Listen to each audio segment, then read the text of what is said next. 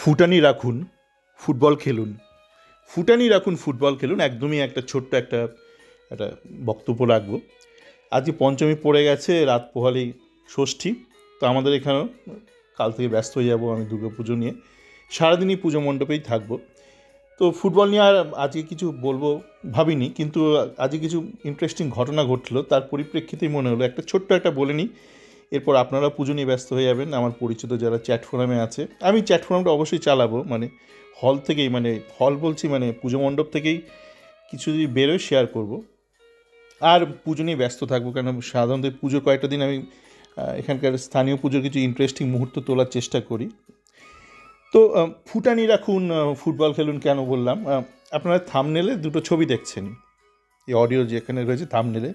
বাদিকের ছবিটা হচ্ছে সদ্য টায়ার 1 শুরু হওয়া লিগ, বাংলাদেশের national football league, national league, সে তার ছবি দেখতে পাচ্ছেন, মাঠের পরিস্থিতি দেখতে পাচ্ছেন। ডান দিকেরটা দেখুন, যে ছবিটা ঝকঝকে রয়েছে কলকাতা ফুটবল লিগের শেষ ম্যাচ ইস্টবেঙ্গল মাঠে যেটা হলো, এবং সেই ছবি পোস্ট করেছে কলকাতায় অবস্থিত জার্মানি কনসুলেট বা জার্মান কনসুলেট থেকে।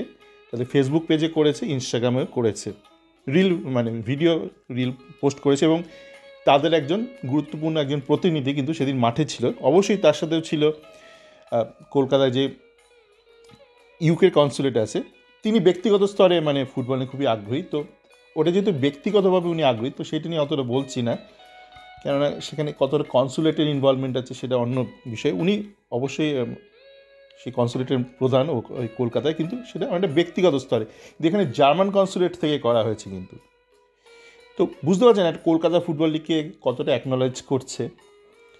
এবং এমন নয় যে শুধু ইস্টবেঙ্গল মাঠটা ভালো, এবার কলকাতা ফুটবল লিগ নৈহাটি, ব্যারাকপুর প্রত্যেকটা মাঠ খুব সুন্দর ছিল। আমি গেছি কিছুদিন আগে, একজন বলছে দাদা আপনি কোথায় থাকেন, কখন বিদেশ কখন স্বদেশ বুঝতে পারি না। না মানে এটা ব্যক্তিগত ট্রাভেল কোনোই নয়, ওপরওয়ালার ইচ্ছে মাঝে মধ্যে যাওয়ার সুযোগ ঘটে। যাকে যেটা ঘটনা হচ্ছে যে ফুটানি রাখুন কেন বলছি, দেখুন আমি মাঝে মধ্যে মানে বিভিন্ন দেশের খেলা দেখি, মানে টিভিতে দেখি। তো আমি মাঝে মধ্যে খুব টায়ার 2 খেলা দেখি, মানে দ্বিতীয় যে বিভাগের খেলা দেখি। আমি আমার আগের অডিওতেও বলেছি। তো দেখছিলাম অস্ট্রিয়ার সেকেন্ড টায়ার, সুইজারল্যান্ডের সেকেন্ড টায়ার দেখছিলাম, স্থানীয় টিভি চ্যানেলেই আসে, যেহেতু স্মার্ট টিভি ওখানে অ্যাপে বিভিন্ন দেশের আসে। তো অস্ট্রিয়ার টায়ার 2 দেখছিলাম, যে মাঠে খেলা হচ্ছে, মানে খুবই বেসিক মাঠ, মানে আমাদের যে ব্যারাকপুর বা নৈহাটি ওরকম মাঠ, শুধু চেয়ার রয়েছে, খুব বেসিক ইনফ্রাস্ট্রাকচার, এবং লাইট যেটা রয়েছে ওতে কলকাতার মাঠের ভালো লাইট। মানে আপনারা যে কলকাতার বিভিন্ন খেপ টুর্নামেন্ট দেখেন, এমএলএ কাপ, সেখানে যে স্থানীয় যে লাইট লাগায় না, সেরকম লাইট, কিন্তু মোটামুটি একটা ভালো একটা স্বচ্ছ একটা তার পরিবেশন, মানে তার ক্যামেরা ওয়ার্ক ঠিকঠাক। এবং সেটা কিন্তু ওই অ্যাপ মারফত টিভি চ্যানেলগুলোতে দেখাচ্ছে। এইটাই বলার বিষয়, যেটা আমি আমার আগের অডিওতে স্যান্ডউইচ লিগ নিয়ে বলেছিলাম, বা ক্লাব স্যান্ডউইচে, যে আপনার না একটা কিছু দায়িত্ব নিতে হবে, পুরো একটা দায়িত্ব নিতে হবে। ওই খাপ ছাড়া করলে হবে না, যে স্যান্ডউইচের ওপর লেয়ারটার দায়িত্ব নেবো আর বাকি লেয়ারটা তুমি কাস্টমার তুমি বানিয়ে নেবে, ওইভাবে কখনো হয় না। ধরুন আপনি প্রেমের পরে কাউকে বিয়ে করলেন, কোনো মেয়েকে, আপনি বললেন না তোমার পুরো তোমায় দেখবো, কিন্তু তোমার বাবা মার কিছু হলে, মানে তোমার পরিবারের কিছু হলে নট মাই হেডেক, এই ধরনের সম্পর্ক না টেকে না। আবার কিছু পুরুষ আছে তারা আবার এক কাঠি ওপরে, তারা যখন প্রেম করে একটা মেয়ের সাথে হয়তো 2 ঘন্টা সময় ব্যয় করে, সেটা তোমার ওই 2 ঘন্টা যে সুন্দর মুহূর্তটা, আমার বাকি 22 ঘন্টা তোমার মাথা ব্যথা করেছে কি পেট খারাপ করেছে, ডাক্তার দেখাতে হবে, ওটার মধ্যে রোমান্টিকতা নেই, বাকি 22 ঘন্টা আমার নয়, শুধু 2 ঘন্টা রোমান্টিকতাটাই আমার। তো সেই মানে সম্পর্কটাই মানে বিয়ে অবধিও গড়ায় না, অনেক ক্ষেত্রে বিয়ে গড়ালেও ভেঙে যাবে। তো যেটা হয়েছে, আমার আগের অডিও শুনে একজন বললো যে এদের মধ্যে এরা দেশের কথা ভাবে না, খালি নিজের কথা ভাবে না। আমি বলবো দেশ ভুলে যান, সমস্ত ব্যাপারে আবার দেশ টেস্ট নিয়ে চলে আসবে না, ন্যাশনাল এটা এরা ব্যক্তিগত স্তরেই কাজটা পারে না। আপনারা দেখবেন, ধরুন আপনি আপনার বাড়িতে ধরুন রং করতে হবে দেয়ালে, আপনি একটা মিস্ত্রিকে ডেকে আনলেন, কিছু মিস্ত্রি আসবে, হ্যাঁ বাবা দাদু এত লাগবে বলে রং করে দিয়ে চলে যাবে। আর কিছু মিস্ত্রি আছে ভালো, ওরা বলবে দাদা আপনার মনে হচ্ছে ভেতরে ড্যাম্প হয়েছে বা ব্ল্যাক মস হয়েছে, ফাঙ্গাস বা এই ধরনের ছাদ করা পড়েছে, এগুলো আগে তুলতে হবে, তারপর রং লাগাতে হবে, নয়তো রংটা টিকবে না।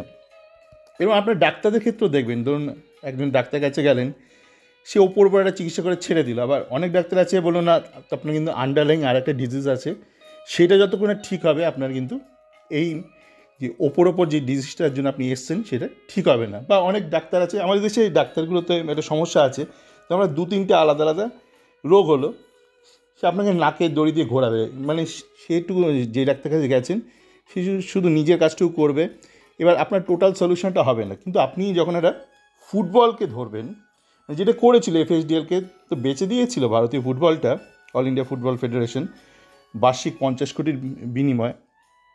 তো ফুটবল যে টোটাল যে সিস্টেমটা, সেটার দায়িত্ব এরা নেয়নি, এবং তা না নিলে কিন্তু হবে না। আপনি ওই যে বললাম, আপনি একটা পরিবারের শুধু একটা মহিলার দায়িত্ব নিলেন, বাকি পরিবারটা, ধরুন আপনার স্ত্রী ধরুন চাকরি করে না, গৃহবধূ ধরলাম, যদিও সেটা কাম্য নয়, তার পরিবার মানে তার বাবা মা ধসে যাচ্ছে বিভিন্ন কারণে, আপনি ভাবছেন সে হাসতে হাসতে আপনাকে মাংস পোলাও করে খাওয়াবে কালকে ষষ্ঠীর দিন? এটা কখনো হয়? মানে তার বাবা মার সমস্যা, সে আপনাকে পোলাও, মানে কত দাঁত কেলিয়ে আপনাকে পোলাও খাওয়াবে? তার মন বলে আপনাকে খুন্তি গরম করে আপনাকে ধরে ভালো করে পেটাতে। তো এরকম বিষয়, আপনি একটা ফুটবল একটা সিস্টেম করছেন, আমি ওই বললাম না, এইটা যে খুব বেসিক লেভেলে আলোচনা, মানে এই করে ভারত কিন্তু ওয়ার্ল্ড কাপ খেলবে না। জাস্ট ফুটবলটা, মানে ক্লাব ফুটবল যাতে সচল থাকে, সেটুকু করণীয়টাও কিন্তু খুব ইম্পর্টেন্ট। এবং ফুটানিও তো দরকার নেই। দেখুন না, প্রথমত একটা আপনার যেটা স্ট্রাকচার থাকে 3 টায়ার, টায়ার 1, টায়ার 2, টায়ার 3, পুরোটা দায়িত্ব নিতে হবে। ওই টায়ার 1 নেবো, বাকি দুটো নেবো না, হবে না।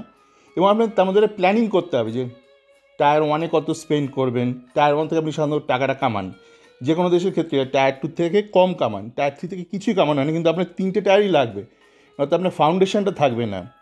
তো এগুলো আপনাকে হিসেব করতে হবে যে টায়ার 1 থেকে আমি কত কামাবো, টায়ার 2-তে কত টাকা দেবো, টায়ার 3-তে কত টাকা দেবো, যাতে করে আমরা সিস্টেমটা থাকে টায়ার 3 থেকে টায়ার 2-তে একটা প্লেয়ার যাবে, টায়ার 2 থেকে টায়ার 1-এ সেই প্লেয়ারটা যাবে। তো এইগুলোর জন্য পরিকল্পনা দরকার। পরিকল্পনা না হলে ওই মানে আপনার যত বড় ব্যবসায়ী হন, মানে ওপর সমস্ত। এবং সেই জন্য দেখুন না, মানে মোহনবাগান সুপারজায়েন্ট আবার আইএফএ শিল্ড খেলবে বলে দিয়েছে, সেটা একটা বড় একটা কাজ করেছে আইএফএ। কিছুটা ভাগ্য সুপ্রসন্ন ছিল আইএফএর, কেন ইরানের ভয়ে ওরা আবার যায়নি। আমি জানি না মানে ওর কিসের ভয় ওদের, মানে ইরানে গেলে হারবে, জানি না। মানে আপনি যদি স্পোর্টসে কাজকর্ম করেন, আপনার কিন্তু হাঁটতে জানতে হবে, মানে এত ভয় পেলে হবে না। ও সুপার জায়েন্টের যে মালিক, তারা খুব হাঁটতে ভয় পায়, মানে জানি না কেন, মানে ভাবে ওদের সম্মান চলে যাবে, কী সম্মান আছে আমি ঠিক জানি না। মানে আপনার কাছে টাকা থাকলেই বিশাল সম্মান থাকবে, এটা একটা ভ্রান্ত ধারণা। আমার মনে হয় না বেশিরভাগ বাঙালি ওনাকে খুব একটা সম্মান করেন, কেননা ওনার যে ধরনের কাজকর্ম করে এসছেন, যেভাবে ওই বিজলি কোম্পানিটা হাতিয়েছিলেন, এবং সেখানে কোনো কম্পিটিশান নেই, মানে সেখানে যদি কম্পিটিশান থাকতো সেখান থেকেও পালাতো উনি হয়তো। ইচ্ছা মতন উনি একটা যা ইচ্ছা সারচার্জ পাঠিয়ে দিতেই পারেন, যেহেতু কোনো কম্পিটিটার নেই। আর কী চুক্তি করে কেনা হয়েছিল বহু বছর আগে, সেটা আমরা জানি না ভালো করে। তো যে কোনো কারণই হোক, মানে একটা ঐতিহাসিক কারণে উনি হারতে খুব ভয় পান।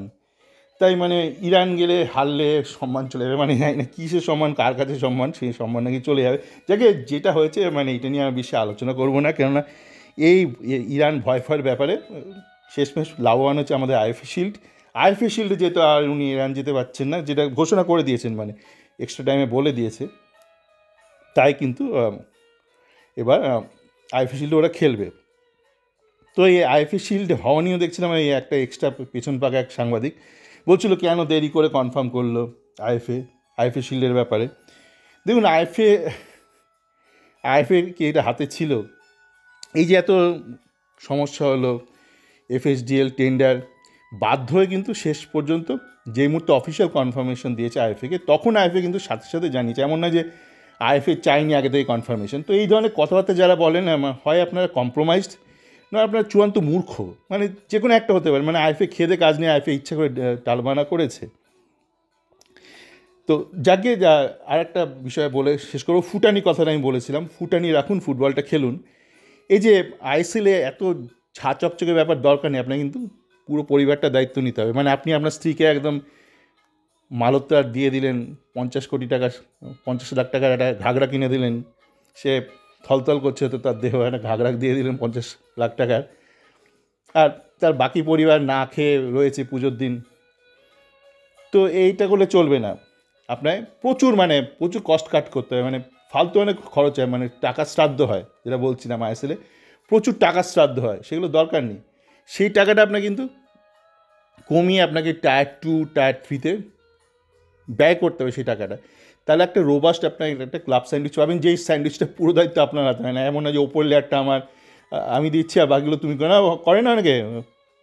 আপনি বাড়িতে ধরুন একটা পার্টি করলেন, বা মাংসটা আপনি আপনার স্ত্রী মিলে রান্না করলেন, আর কিছু লাচ্চা পরোটা বা রুমালি রুটি অর্ডার দিয়ে নিলেন জোম্যাটো থেকে, চলে এলো, ঠিক আছে, ওই বাড়িতে রাতের খাবার বন্ধুবান্ধব মিলে হবে। কিন্তু আপনি আর বিয়ে বাড়ি করলেন, আপনি মাংসটা একটা ভালো বিজলি গ্রিল থেকে নেব, আর মিষ্টি ফিষ্টি লুচি এগুলো পাড়ার দোকান থেকে বা কোনো একটা ফালতু কেউ একটা পুরো ঘেটে যাবে। কিন্তু আপনাকে পুরোটা বিজলি গ্রিলকে দিতে হয় বা কোনো ভালো ক্যাটারারকে দিতে হয় পুরোটা, লেবু থেকে বিরিয়ানি, ইলিশ মাছ, মাছের পাতুরি পুরোটা দায়িত্ব দিতে হবে। ওরকম না শুধু মাংসটা। এগুলো আপনার ওই রোববার দিন একটু মালফাল খাবেন, বিয়ার থেকে খাবেন, মাংসটা বাড়িতে করে নিলেন, বা একটু পাবদা মাছ করলেন, আর একটু রুমালি রুটি বা একটু লাচ্চা পাউডার একটু অর্ডার দিলেন, ওই হতে পারে, ঠিক আছে। ফুটবলটা না ফেলনা ব্যাপার না, নয় এটা ফালতু ওপর করবো আর বাকিগুলোর দায়িত্ব নেব না, এটা হয় না। সকলে ভালো থাকুন, আর আশা করছি আগামী কয়েকদিন ফুটবল নিয়ে আলোচনা করতে হবে না, কারণ আমি নিজেও ব্যস্ত থাকবো পুজো মণ্ডপে, আপনারাও সবাই ব্যস্ত থাকুন, ভালো থাকুন। পুজোর পর আইপিএল জমাট হবে। ভালো থাকবেন।